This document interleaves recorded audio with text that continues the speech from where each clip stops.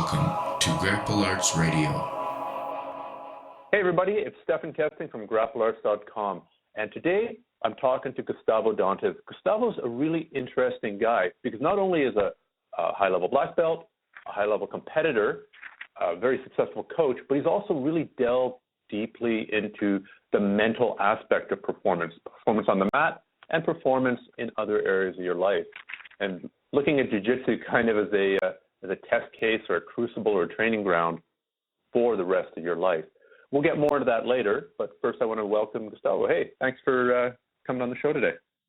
Thank you so much for the opportunity. Glad to be here. No, it's my pleasure. So let's sort of start at the beginning. You are Brazilian and you're born in Brazil, yes? Yes, I was born in Rio, and when I was 24, I moved to the United States. Okay. So I've been in the United States for 16 years.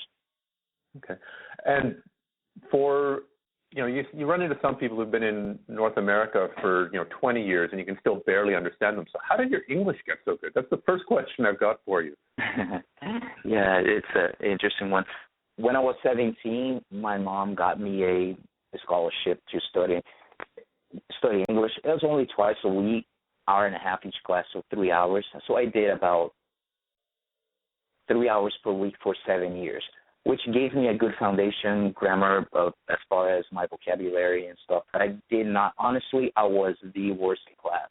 I was the worst guy in class because everyone has actually traveled to do exchange programs and so forth, and so I barely would open my mouth there because I'd be super self-conscious of my English.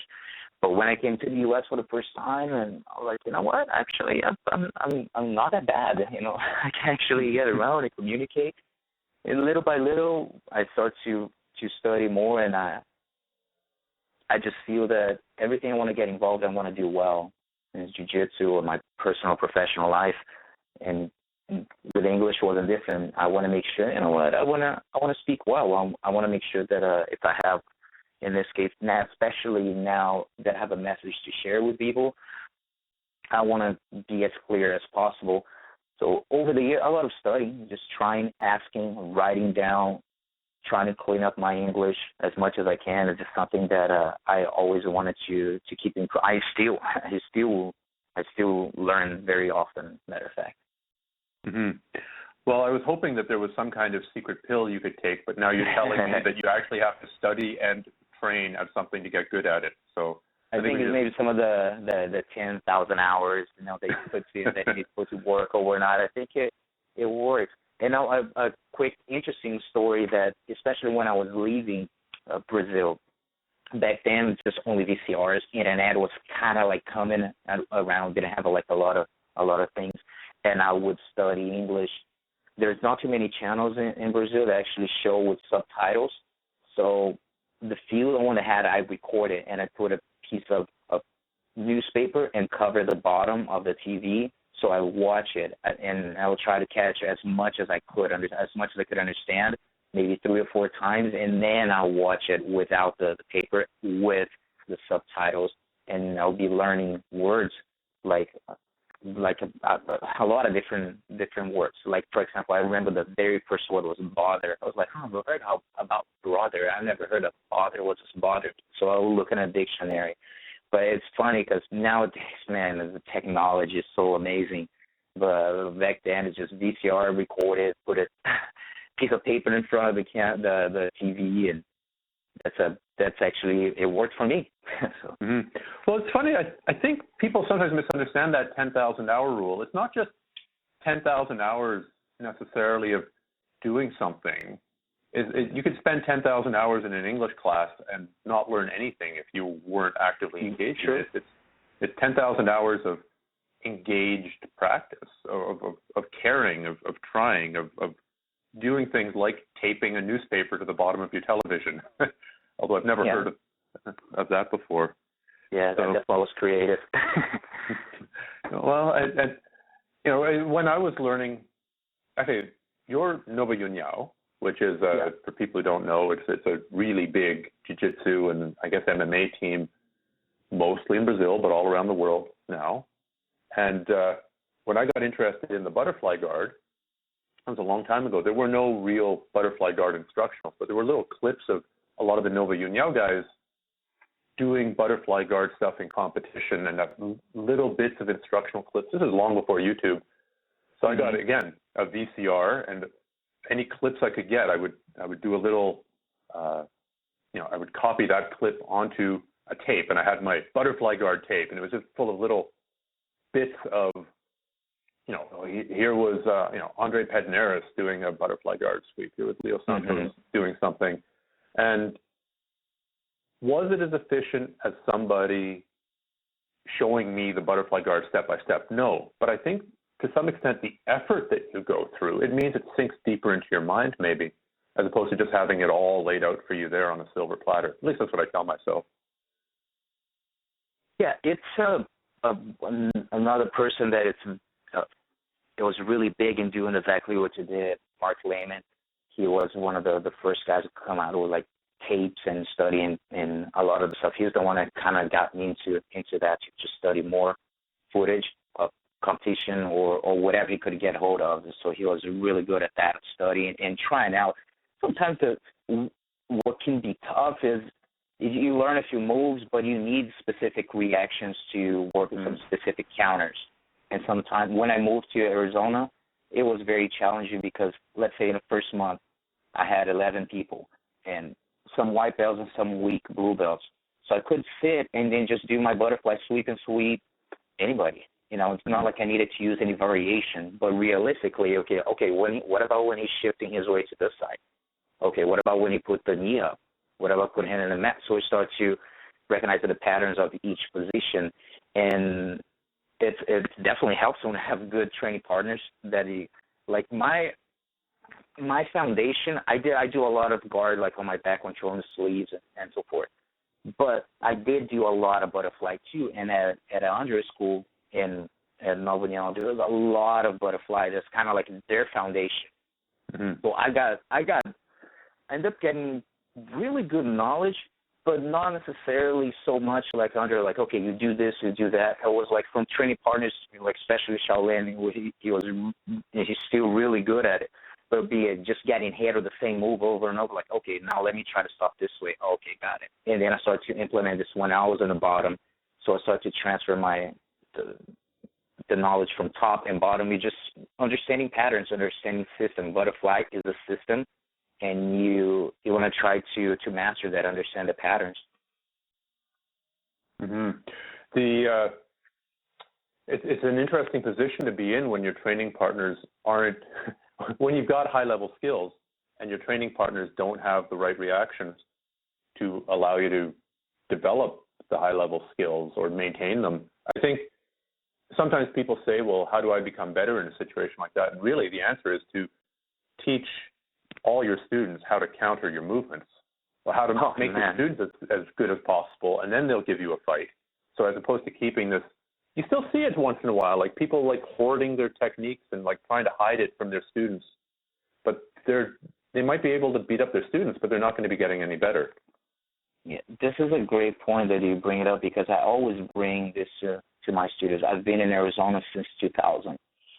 And in the beginning, I'll be straight honest, when I left Brazil, a lot of my friends, that's when I started doing battery competitions, and the results were popping up, and a lot of my friends said, Gustavo, where are you going? Now we're doing well, we're not going to have any training partners, you're just going to go down.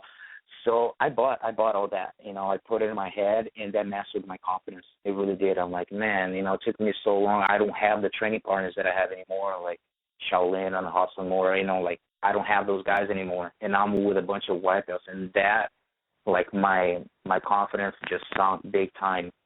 And it took me years because I could get whatever I wanted. And then I started to show them how to stop. And then little by little, I started using my variation. And that actually, this helping my game to be more aggressive as far as putting sequence one move after another, since I was one attempt, second, third, and then maybe getting a fourth one. But just because I started teaching my students how to stop my best moves, and I had to start to figure out how do I get around those roadblocks they're throwing at me. So over the years, I started to develop some really tough students, man. We got a really good group in Arizona. It's because of that, just constantly getting from no one being able to do anything to be able to maybe get me in a sweep, or to eventually someone pass my guard or someone submit me. It's just a process. One thing that is very powerful that Underfed Henry said, if my goal is not to build someone to be better than I am, what is the point of teaching? Mm-hmm. What is the point if you're just going to teach, you limit someone so you are the main person of the academy? It's so that's, I always keep that in mind, that what is the point of teaching that? Mm-hmm. So my goal is to share whatever I know, and whatever I don't, because I do study a lot of jiu-jitsu, a lot of footage, especially competitions, and we share at the school. We teach by topic of the week, and oftentimes topic of the month, and then we just go over, just master that system down, try to get as much information, a lot of specifics. Like right now, we're doing a lot of pressure passing for a month. Actually, we're going to go into 5 weeks, a lot of Bernardo Faria style. Mm-hmm. And using a lot of the stuff that he shared on his videos and so forth, and he's really good at it. And the over under stuff. Yeah, I mean he's getting that thing down. On everybody, it's one guard. Yeah, it's just amazing how you see his game evolving. Like he used to do that, but now he's getting his system down. Like really understanding the patterns of the defense, what they try to do. So he's doing a great job. Mm-hmm. Yeah. So that would be an example of one area of focus would have been like a month, or you said 5 weeks of pressure passing. What else might you focus on for another week or another month? What's another one that you focused on? It really depends on the topic that he wants to. There's some topics that will be a little longer. And, for example, last month we did 1 month of steamer lock. Okay. And so it's pretty awesome that how people start to, because then if steamer lock it's a big game changer. Positions that he could just hang there like, oh, it's okay, I can chill here for a little bit, and suddenly get hit from an angle that he did not expect. And most of the time, if you see highlights or people getting caught on it, there's no tapping. It's always like, because it's so quick. So that's a topic that we spend a month, doing different kind of different situations, and I'm very glad that people start to pull it off in tournaments. I have like just an interesting thing that I have with my students. I call the free lunch challenge, which is sometimes there's one specific move that you're the first one to pull it off in a tournament, get lunch for free. So this last month was the steamer lock, and Jamie Varner, familiar with Jamie Varner? He's MMA fighter. Yeah, I've heard the name. I've never met him. Yeah, he was a WC lightweight champion now, and then he retired from the UFC, but he trains too, and he won the Worlds in Ogi in the final doing a steamer lock from Reverse de la Hiva. And the ref wasn't familiar with it. They wanted to disqualify him, so it took like 10 minutes for people to say, no, it's legit. No, it worked, because a lot of people still don't know. And if you don't know about it, you can get caught big time. Mm-hmm. It's very, definitely hats off to the Steamer brother, especially Victor. I think is the one that came up with it, because it's a game changer, man. Very powerful move. Mm-hmm. Well, I like that free lunch challenge. I guess it's biased towards white belts to compete first, but that's fair. Black belts are going to get their chance. It's just a fun way for them to try some different stuff. And Jamie hit it again yesterday. I had that Arizona Masters Cup here, and he hit it from the same body with a gi this time, and he's a brown belt now. And he hit it from the same position, from Reverse de la Hiva, because it's always there. But yeah, we just choose whatever topic sometimes I feel that we need work, and then we do it. Okay. Now, let's sort of talk about when. So were you training with Nova Uniao right from the beginning, and when did you start jiu-jitsu? No, I started training in 1989, and I started training with there was not too many schools back then in Brazil, and I did for about 2.5 years with the only school that I had in my neighborhood, and it wasn't really what I was looking for. It wasn't for me as far as I do like the self-defense, but I was looking for sport jiu-jitsu. So I do like self-defense too. But I wanted to get involved in competitions. I always wanted to. I got my blue belt with this instructor, and then I just kept bugging him to put him in a tournament. I finally did, and when I went, it was a disaster. I got my ass kicked, and and I thought, I was like, man, something is wrong. I don't miss a freaking class, and I just get killed here, shoot. And I started to look around, and that was just the tournament. The reality is tournaments can make you or break you, really, and you can really use as a motivation to be like, I really want to do better for myself, or it can really, I don't want to deal with this anymore. I hate losing, and then I stop. So I believe the competition can really do that, make you or break you. And then eventually I started training with one of De La Riva's black belt, and which was until purple belt, and it gave me a lot better training. With his foundation, I was able to take third at the Worlds, and the first Worlds in '96 as a purple belt. And after that, he stopped teaching he has personal reasons. He was a police officer, and I had to look for a place to train, and I didn't think twice. I was watching other Pederneiras guys coming up, and I was like, I want to go there. So I went there when I was a purple belt, and been with him since. That was one of the, or probably still is, one of the bigger schools in Rio. Is that not true? Yeah.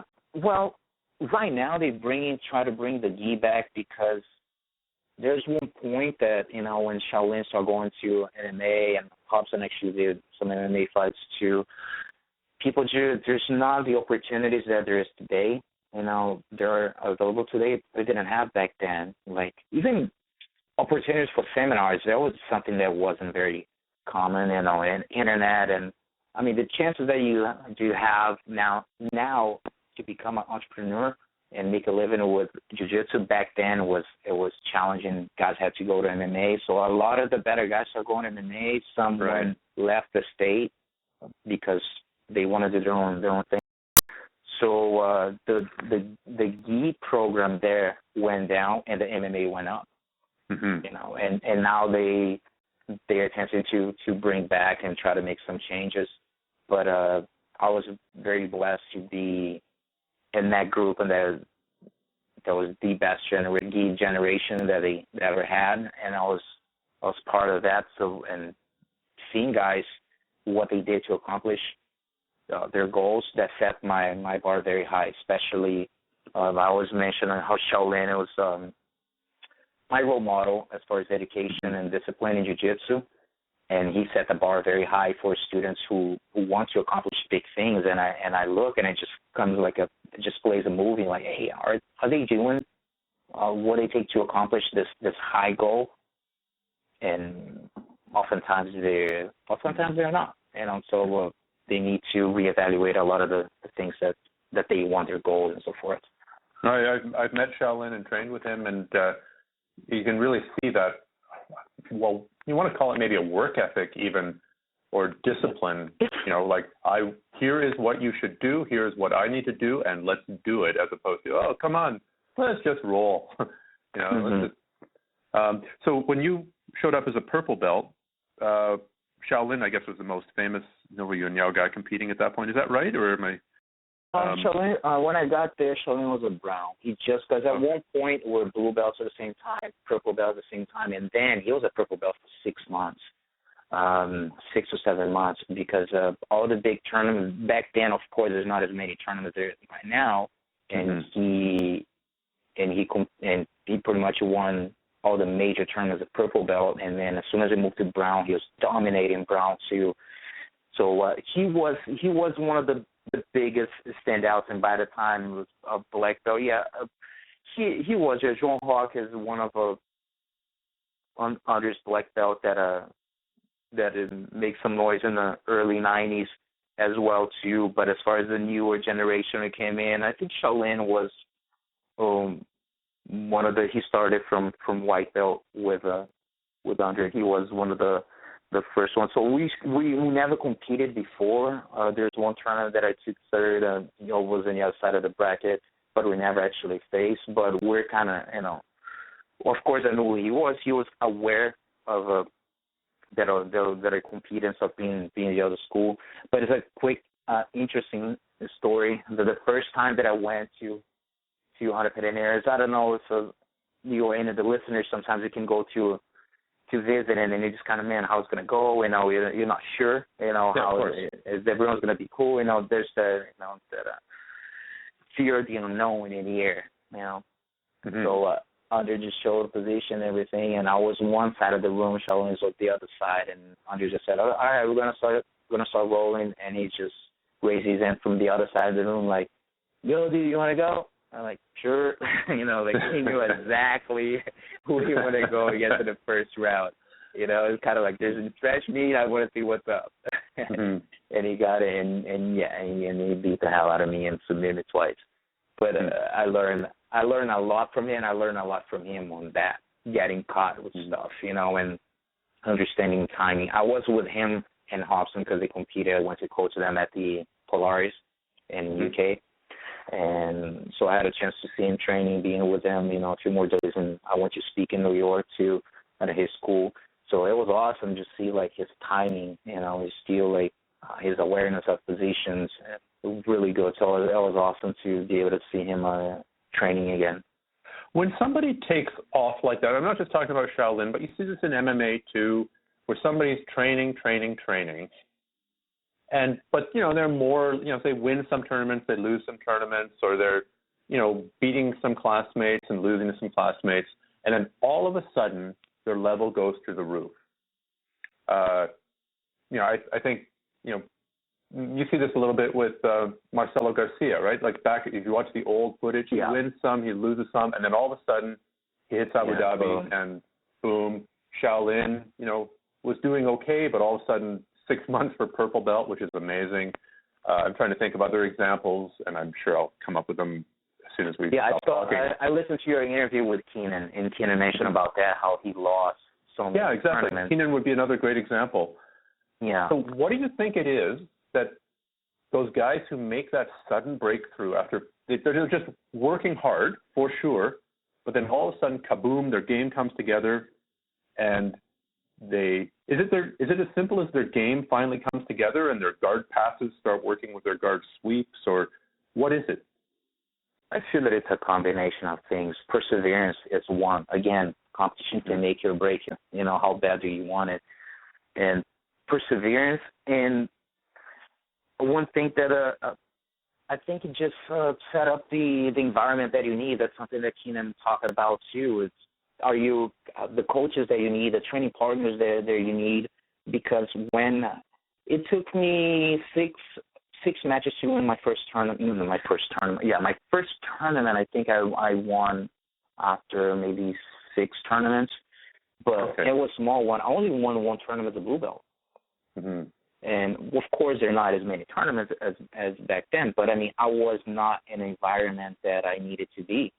Right. From number one I was the only person at school with it was a gym, with a fitness gym, kind of little ghetto, but so the owner had a little room that he taught jiu-jitsu. So the program was kind of there, so there's like 10 to 15 people. That was the whole program. And I was the only one that was interested in, I want to know more about the tournaments. So, and then finally I did, and I look around, people are doing it, I'm in the wrong place, and I was 16 still, close to 17 maybe, and I told my mom, I need to get out of here. This something's wrong. It's not for me. And then when I changed, it was and then Fernando Cruz, my coach, took me to a better level, and then it kind of plateaued. It just was so much so far that he could really take me. Plus, he had to do his had some personal issues that he had to stop teaching for a few years. But when I started training with the Hunter Pederneiras, that's when everything changed, because I was surrounded by people. They're looking for the same goal. And of course, great great instruction, great coaching, great training partners. The environment was perfect, and little by little, my confidence started coming up. Like, man, if I can hang with those guys, I can hang with anybody. And that's like a surviving these killers. Yeah, and who know my game. I mean, yeah, it's a perseverance, really breaking through the wall, the growing pains that you have to go through, and it sucks. It sucks when you for people who maybe have been struggling. Some of the listeners have been struggling with this. You just have to keep pushing. If you're competing, it's something that you want. It's just like, no, this is something I really want. There's no around. If it was easy, everyone would do it. So you're gonna have to pay the price. Some people are more, every sport got there like Michael Jordan. You know what I mean? But Jordan's not just naturally freak, but his work ethic is to the roof too. So that's what made him special. So there are a lot of guys who are super talented, and they work hard and they're amazing. And Shaolin always talks about this. They're like, man, I'm not the most talented guy, but I work hard, and I can vouch for him that I've never seen anyone, especially when he wasn't in his peak, of being more disciplined than he was. Right. And he said, his desire, his work ethic compensates for his, let's say, him being hard on himself like a talent, because it's not like he's not talented, but him being hard on himself, saying that, I take more pride of my work ethic than talent, which is 100% accurate. Now, I'm 100% on board that nothing is accomplished without perseverance. And we've all seen guys who are super talented without perseverance come into the gym, and maybe they do okay for a little bit, but it's they don't have that work ethic, and then they never make it above a certain level. But what about, just to be the devil's advocate here, there are also people who have a ton of perseverance. They grind away, but they never make that leap. So I don't think it's a guarantee necessarily. Maybe it's a guarantee that if you don't have perseverance, you'll never succeed. But if you do have perseverance, unfortunately, it's not a guarantee that you will succeed. Does that? Yeah, absolutely. And it's not like, for example, Keenan, which I'm a fan of. Some people may think that they're like, oh, he's an overnight success. I mean, one day, boom, double gold. It's like he has been building that bridge, for a long time. Yeah.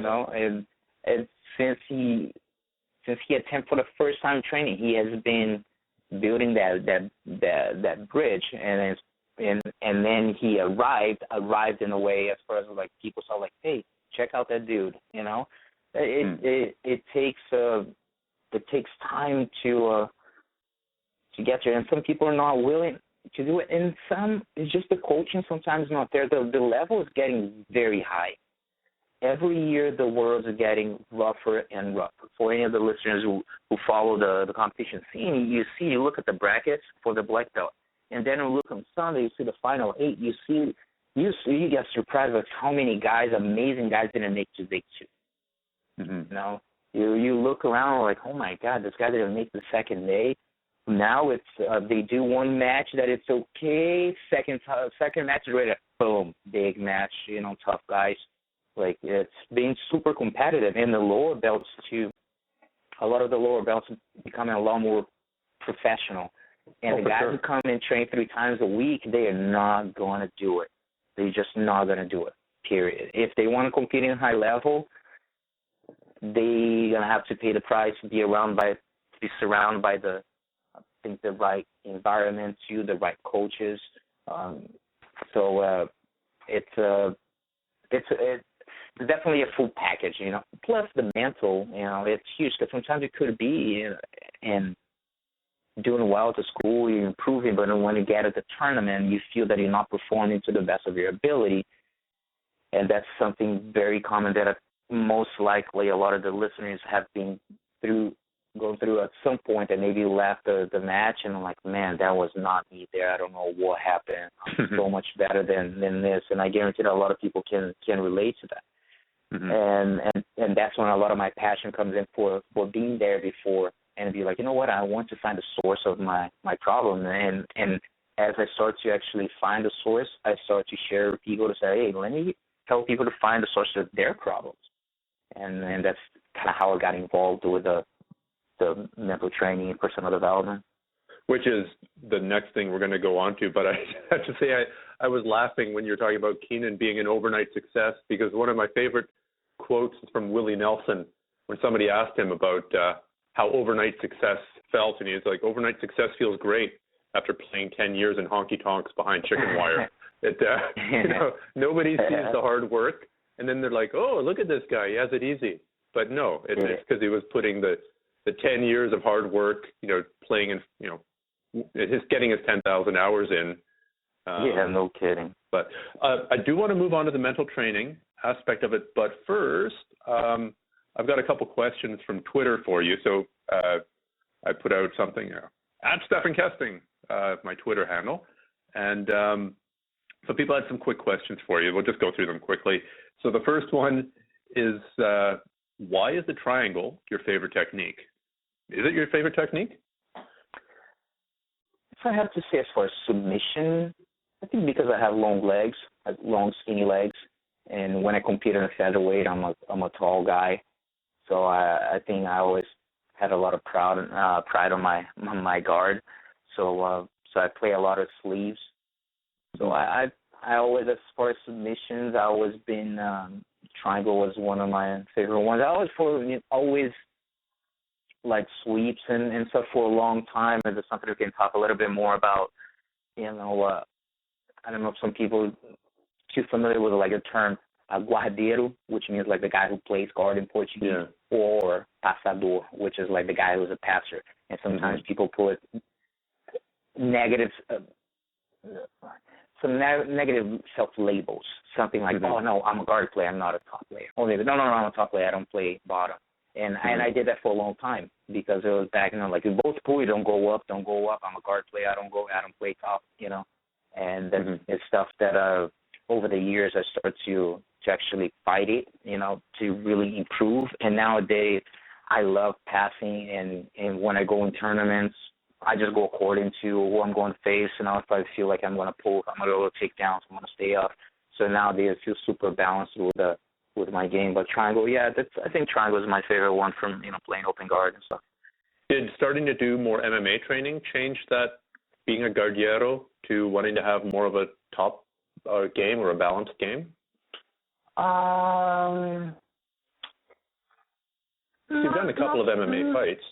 Yeah, I did, but not so much. I enjoyed wrestling a lot, because I never trained wrestling in Brazil, and when I started training in Arizona, I really enjoyed. So I don't really care much, to be honest, about the no-gi. I've done some stuff, but ADCC and stuff. It's cool. But I just love the gi. I just enjoy more. It's not this is bad or it's not about that. It's just whatever feel that you want to spend more of your time. And the reason why, honestly, I started to work on my top game was for myself. I wanted to prove myself that, because I started questioning those beliefs, like, why am I guardeiro? Like, why? And I cannot pass guard. So I started to force myself in tournaments to let people pull, to use more my judo, so I started getting more comfortable, and it paid off. I'd say years proving. So I started studying a lot of passing. So I feel that I have a good knowledge of passing, but I did study a lot for that. Mm-hmm. Okay. Well, then the last question from Twitter. Actually, there's a couple more. What tips do you have for newbies, for new people, to retain the techniques? Because when you start jiu-jitsu, it's unlike most activities that you've done before, and you're being exposed to many techniques and many details. No, put your elbow here, put your hand here, grab this way, don't grab that way. And I know it can be overwhelming for new people. So then what tips do you have for those guys to remember as much as they can and get as much as they can out of classes? And in 140 characters, I'm reading a lot into this, but I know that this is a question that I get a lot. I understand, but at the same time, it's a tricky question. Because it depends how the coaching style is. Mm-hmm. It really depends where they're training. That maybe place that maybe people don't give them a lot of flexibility. You have to do this, you have to do that. And again, I can give suggestions, but at the end of the day, most of these people, they're not running the class or choosing what they want to do. It's just whatever is presented in class. So it's a tough one. But for example, in my school, again, we work with topics. Now, the beginners class, we've been doing a month of the back system, how to maintain, how to get out, understand weak and strong side, finishes from weak and strong side, back reset. So mastering the back system. So if I have to say, but again, it's tough because a lot of the things, a lot of the listeners don't have control. But it's to work by systems. You know, maybe, for this month, I'm going to work on my spider guard. That's it. And then you're going to understand patterns, grips, and so forth. How do I deal with the one in the top? So I'm a big fan of. So not a knee bar from turtle one day and an escape from mount the next and a crazy cartwheel guard pass the day after. Yeah, because sometimes people, again, it comes a lot of coach. I change a lot of my coaching over the years because I'm studying coaching. And not only just, I have one this right in front of me right now, Bill Walsh. The score takes care of itself, my philosophy on leadership. So stuff like that, just seeing different views of different coaches from football, from basketball, whatever, just expand. And then little by little start seeing like, oh man, yeah, I've been doing this wrong for so long. And I start to adapt that to jiu-jitsu. So I still have a lot to learn in coaching. But I feel that picking a topic to stay around, sometimes a topic can be shorter and then you can be done with it quick, sometimes or not. So in this case, for the beginners, twice a week, I have class for the beginners Monday through Thursday.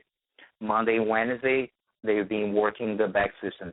Tuesdays and Thursdays, they're doing the takedown. So right now it's just collar drag, Kochigari, and double leg. That's it for the month. And they just repeat. And now they're starting to get the time of the Kochigari, the foot sweep. So I think the repeat sometimes can be boring. We're like, oh, man, doing the same stuff again? Like, yeah, we are. So it's just some of the positions they have to practice again. But again, different styles. It's a tough one to say. But I'm a fan of having teaching class by topics of the week or the month. Okay. Now this next question leads right into the main thing that I want to talk to you about, which is what got you started with the whole mental coaching thing? Because that's one thing that you're known for, and there are a lot of great competitors out there who might not be very good instructors. And the example that I always use is Mike Tyson. Mike Tyson was a fantastic boxer, might not have been the best teacher.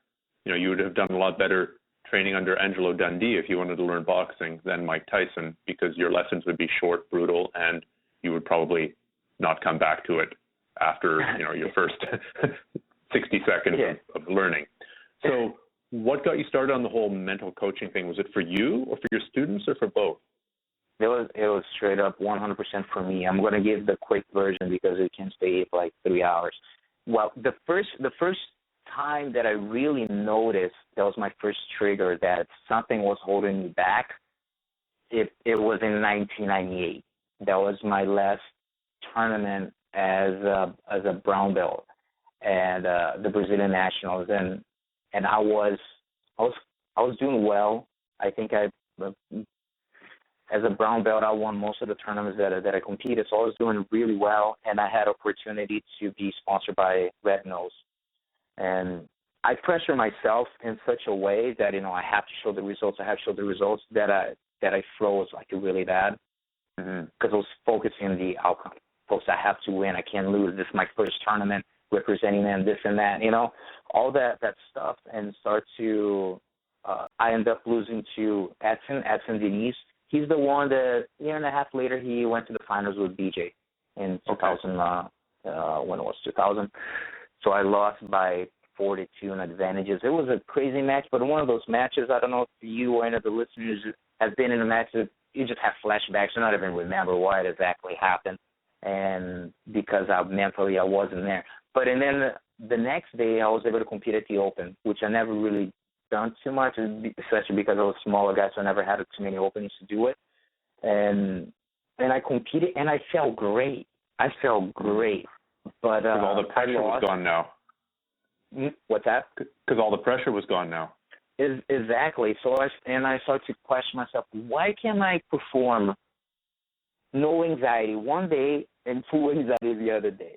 And then I kind of put that in the side, and then years and years later, my U.S. journey started in 1999, and when it was 2010, I felt that kind of hitting me again, and I was competing. I took a break of like 4 years without competing, and I felt that I wanted to compete, and that happened the same thing. But this day, I won my division, and I lost the Open. But I felt the same trigger, and at the same time, like, man, I'm feeling the same thing. And then I just got frustrated with myself, and I ended up, it's not that, because this match that I won, people sometimes think that I'm being hard on myself, that I won. I only had one match, and I won by 18-0. And people would be like, well, you're not happy. I was like, dude, it's not the point. I'm saying, like, how I felt. It didn't feel right. I didn't feel right. So at that moment, which was August 2010, I made a decision that I want to get to the bottom of this. And I started studying, finding courses and reading books, and started to open my eyes to, because I had no self-awareness, to be honest, about my feelings. And finally, when I started doing better, I started to share this with the students. Because I saw some guys like, man, this dude trains like a freaking animal, and it's not delivering a tournament, and so I couldn't relate with that. And then I started talking with a few people here and there, and noticed that they start to perform better. And one day, I was like, man, I don't have time to sit and talk with every single student, about it. So I just decided to do a group class. I was like, hey, guys, on Saturday, I want to do a class. I'm not charging or anything, just going to go there and talk about things that have been working for me and things that I've been studying. And by that point, I already finished my certification of the mental coach. I had no plans of doing what I did with the BJJ mental coach or having a product, zero. It was just for myself. It really was. All this, the course, everything. But since I started to notice that was helping people, and I did a class and 40 people showed up, because you always think that you were, 40 people showed up. Wow, that's for this class. Huge number. Showing that there's a problem. Because you always think that you're the only one with the problem. Like, man, everyone in the warm-up area is calm and confident. I'm the only one that I'm not confident. I'm the only person in this building that is actually nervous, Yeah.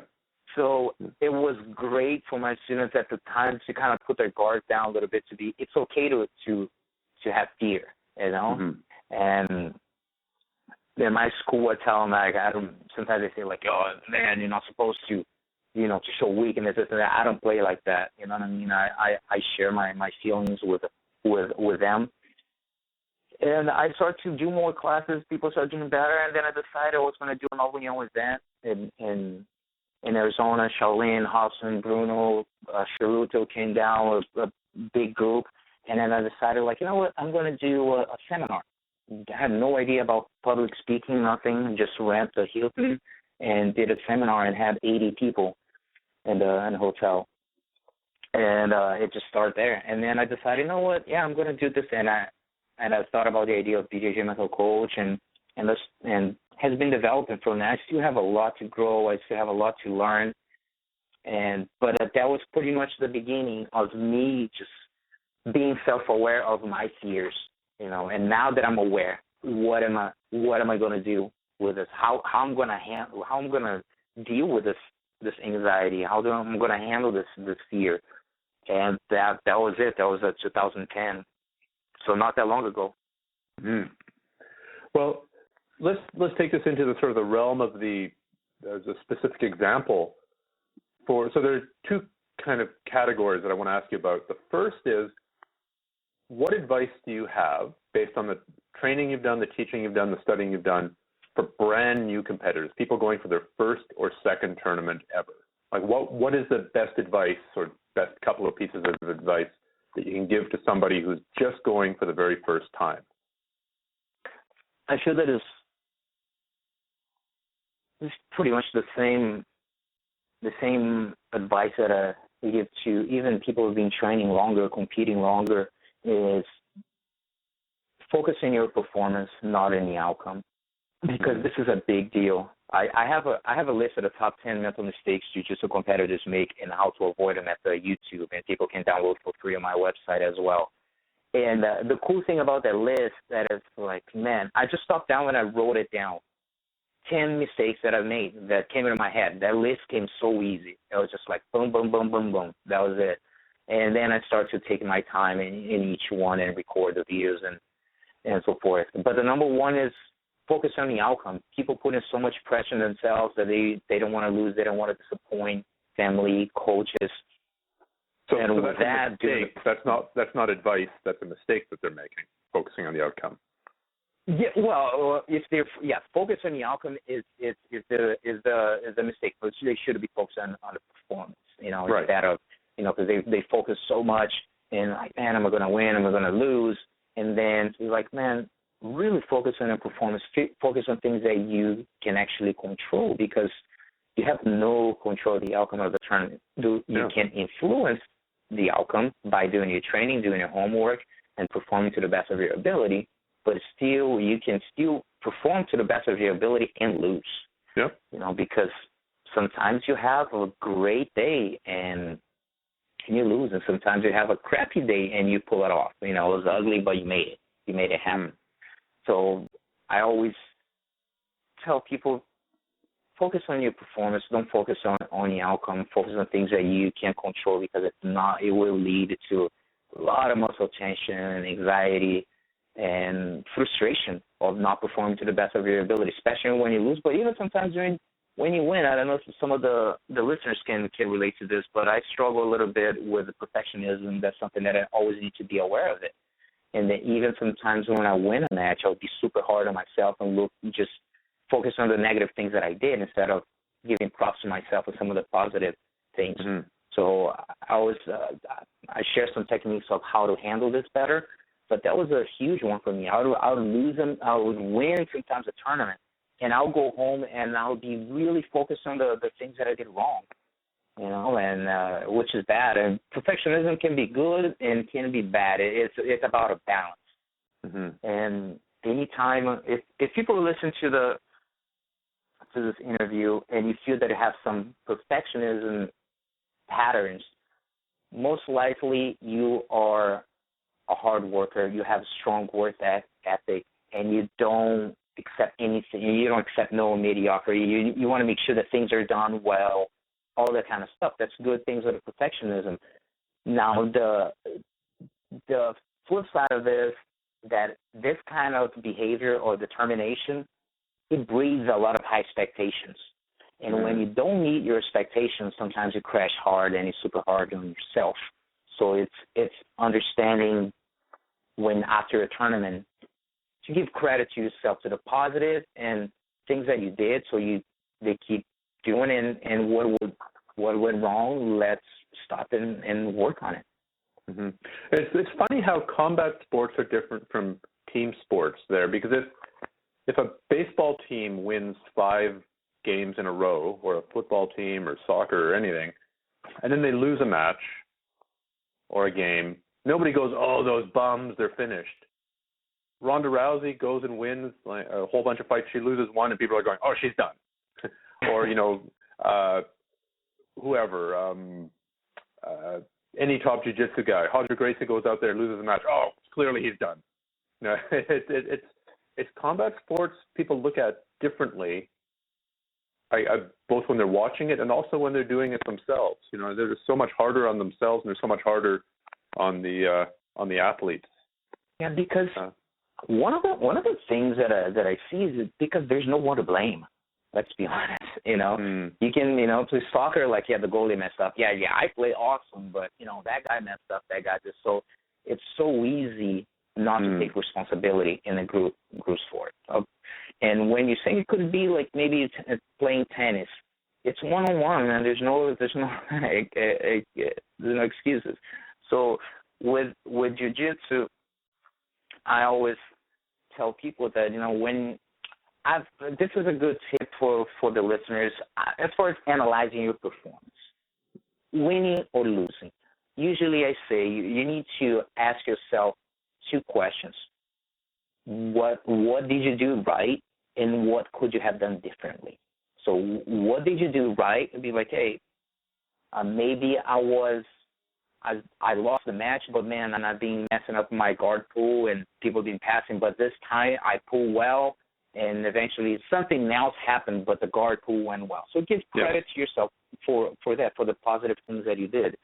And then what could you have done differently? And this is not just what did you do right or could you have done differently just in the tournament. That includes preparation as well. What did I do right during the preparation that I want to keep doing? And what could you have done differently in the performance again or preparation? Because when something happens in tournament, I like to say that 4 key elements when you lose a match, let's say, they're related to either a technical mistake, a physical, strategic, or mental. That could be 1, could be 2, 3, or a combination of 4. When I say technical, maybe you felt great. You in your mindset, everything was awesome, but you let go one grip for a split second.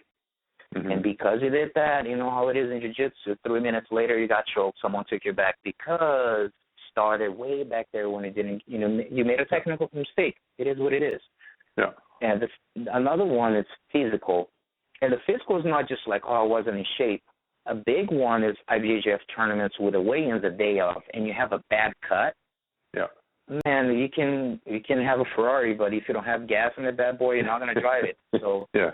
So it's that's something to take in consideration too. I think everyone listening to this has been competing for a while. Maybe you ran into the situation before that you made weight, but that did not look pretty. With performing, it just wasn't that. So there's something to watch. Strategic mistake too, because sometimes not necessarily technical, but like, man, I should have pulled and I decided to play top, or little decisions that you have to make quick and in the middle of a scramble or something. Sometimes just you use the wrong strategy. In the mental, which is you just couldn't deliver. The nerves got the best of you, and you could have performed to the best of your ability. So usually they're related to the 4. Sometimes people talk with me about the 5th one. Be like, yeah, I forgot the 5th one. Which one? Like, okay, you got screwed. The referee screwed you. Yeah, the referee screwed me. Yeah. So, man, I've blamed referee before a bunch of times, and I guarantee the listeners to. At some point, someone done it like, man, there was so messed up. He got screwed, and then. But it's not controllable. Everything else that you've mentioned, you do have some control over. The referee, you don't have a control. Like, what can you do? I was fighting, and a meteorite came down and knocked me out. Like, whatever. You can't really take that personally. This is something that one example that I like to use. I like to call the 2-second pass guard pass scenario, which means this happened years and years ago, and that's why I kind of use this as an example. Let's say for the listeners to imagine you playing guard and you winning the match by 1 advantage. But suddenly something happened, your opponent got in your side mount, 1 second, 2 seconds, and the ref gave the points and you push it away. So it should have been an advantage, but he gave the 3 points. Match continued and you lost by 3 points and 1 advantage. Now big commotion, right? Oh, here's the video, it didn't this and that, it didn't pass. And then get back to the school, this big commotion, everyone started getting in the wagon that, you got screwed, no, you totally got it, should be advantage, so 1-on-1, and you did better, you should take them. Like, stop right there, because when you're looking like what could you have done differently, that's what you need to look into the match, because instead of blaming the referee, something that he cannot control, just stop and think, like, why did he get in my side mount in the first place? Let's start with that, because at some point a grip was broken, something, the distance was compromised. Maybe it was supposed to push you, pull, vice versa, whatever that is. Not magically, someone just jumping in your side mount, and they force you to push, and get back. So Was the referee wrong? Absolutely. It was not supposed to be points, but there's nothing that you can do about it. The fact that you lost or that you did the points cannot be changed. Only a response to the fact can be changed, which means, okay, let me take a look. Why did he get there? So hopefully I don't get in this situation again, or at least minimize the chance of getting caught in the same situation. And a lot of the times people want to decide one moment of the match. That was it. I lost because of that. At the same thing in basketball. Last shot of the game, the guy who missed it, everyone was blaming the guy for that. For the last what about shot. all the shots that missed in the first 99% of the basketball? Yeah, what about the shots, the rebounds, the whole thing? So we need to think about what about the openings that you had right there and you didn't pull the trigger, and some of the positions that you had because maybe your fear of making costly mistakes held you back. So when my students come with the referee, they know better. They know like that, don't want to hear. But, it's just like, okay, I understand. He messed up. He did. It was wrong, but you have zero control of this. Let's just do the best we can not to land in the same position or minimize the chance of. And of course, not everyone's going to agree with what I have to say because everyone has a story that is super, super screwed in a tournament. But it's just reality. The results done. All you can do is change your response. I'm trying to think. There was a boxing match years ago where somebody got screwed by the judges. And his comment afterwards, and they were like, well, how do you feel? You should have won that match. And his comment was something like, well, I could have won that match. All I had to do was knock him out. So, yes, the judges have a role to play, but it's kind of like you saying, well, why did we even get in that position where the guy passed my guard for 2 seconds? He should have passed my guard for 0 seconds. And then there would have been no way to get points for him to get points and to leave it in the judges' hands. And any time ultimately in jiu-jitsu, I mean, if you arm lock somebody or choke somebody, I mean, okay, if it's not a borderline illegal technique or, if you do a straight arm lock or a triangle choke or rear naked choke on somebody and they tap out, you haven't left it in the judge's hands. So it is something that you can, I mean, of course, it's not that easy. It's much easier to say than do. Mistakes should happen in any sports. It happen like in Super Bowl. It's going to happen in jiu-jitsu. It will, as long as it's sometimes can be tough, but I mean, this got a lot better over the years. As long as there's not bad intentions of the referee, which that's something that really bothers me is, if you know that there's an intention, which doesn't happen that often anymore, but unfortunately this, it can happen of someone that a decision that someone could have done better, but the other one knows someone or is close, has some relationship or whatever. Unfortunately, this is not like it used to back in the day. I think it used to be pretty bad, but now it's a lot more professional. But yeah, mistakes are going to happen. Period. Mm-hmm. Well, I was just what I'll do when I put this interview up on my website, I'll include those 10 videos that you've done on YouTube because they're really good. Those top 10 mental mistakes jiu-jitsu competitors make. So I'll include that all in the below the actual interview because I think people will get a lot out of it. And I think a lot of it applies not only to jiu-jitsu but also the rest of life. People, this fear of public speaking that people have, where it's a fear worse than death, and it's kind of related to, as you were talking about, disappointing other people. You go to this tournament and you're disappointing other people, you're going to look like an idiot. Well, really, if you go up there and do public speaking and you completely screw it up, what's the worst that's going to happen? It's nothing, but that's not how our minds work. So I think a lot of this stuff applies outside the jiu-jitsu arena as well. Yeah, and when we're talking about how we use this outside, for example, when we say, because I like to teach when you analyze your performance, right? Like I said, what did you do right? What could you have done differently? Because the thing is, you can use this to analyze any fact or event in your life. You lost you got fired from your work. What did I do right while I was there? What could I have done differently? If I do it all over again. I was worried, what could I have done differently? Or maybe you had a really bad relationship, divorce, and you just say, what did I do right when I was in this relationship? What could I have done different? You know, for my future challenges or my future endeavors that I go. That could be whatever, relationship, business, jiu-jitsu. Just learn how to respond to the facts in your life and not react, not use just your emotions, but actually use your intellect to be able to stop, breathe, and reevaluate this belief, reevaluate this negative thought, and really make a decision of what direction do I want to go. So self-awareness is number one. You know, you have to be aware of those negative thoughts that are being bombed. So I do talk a lot about in my videos about self-awareness, because that's pretty much what in order to recognize those, the first thing, you even recognize those thoughts, because you need to learn how to self-monitor and self-manage those thoughts. And also number one is locate them, you know, be aware that there's a negative wave of thoughts coming in, or doubts, insecurities, assumptions. And the next one is manage those thoughts. So I like to say that I like to teach people to become more emotionally mature, which is have the ability to self-monitor, self-manage their own thoughts, feelings, and behaviors, whether in jiu-jitsu, personal, or professional life. Mm-hmm.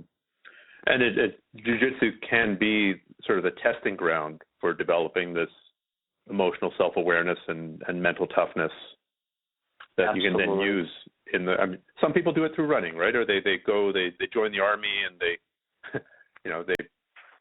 go through something tough and they come out the other side. And some people do it through, going through medical school, and some people do it through going to jiu-jitsu school.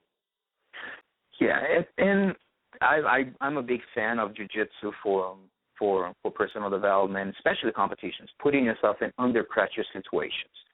I really dig that of people facing their fears, and in each person is fighting an internal battle that no one knows about. It's just their own person. Each one have their own fears, and your fears are as unique as your fingerprints. There's no other. Each one is fighting their own internal battles. So I feel that jiu-jitsu it's a great way to do it, to push that. And I just came out with a book called Launching Your Jiu-Jitsu Competition Journey After 30, 10 Steps to Maximize Your Competition Experience. And the thing behind this is, especially for the crowd over 30, oftentimes because it is so, if you've been listening to this, and other listeners over 30, and maybe you've never practiced sports before, now you train jiu-jitsu, or maybe you used to be active when I was younger, but now you're over 30 and you have responsibilities and family responsibilities, and sometimes you start putting self-limiting beliefs in yourself that I'm too old for this. I'm too old to train jiu-jitsu. I'm too old to try a tournament. I'm too old to sign up for classes in college. Whatever that fear is, whatever those self-limiting beliefs are, your job is to have the self-awareness to stop and be like, wait. Let me reevaluate this belief here. Am I too old to go to college? Am I too old to sign up for classes? Am I too old to go to competition? Or what if I don't fail? If I fail, all those things I like to share a lot in the book, because it's not about just the book definitely helps people from the moment that they said, I would like to get involved with tournaments. What should I do? And I break down steps from 1 to 10. But before that, I put a lot of personal development into it for people to reevaluate what is holding them back, not just from signing up for a jiu-jitsu tournament, but holding them back to go after their goals and dreams in their personal lives.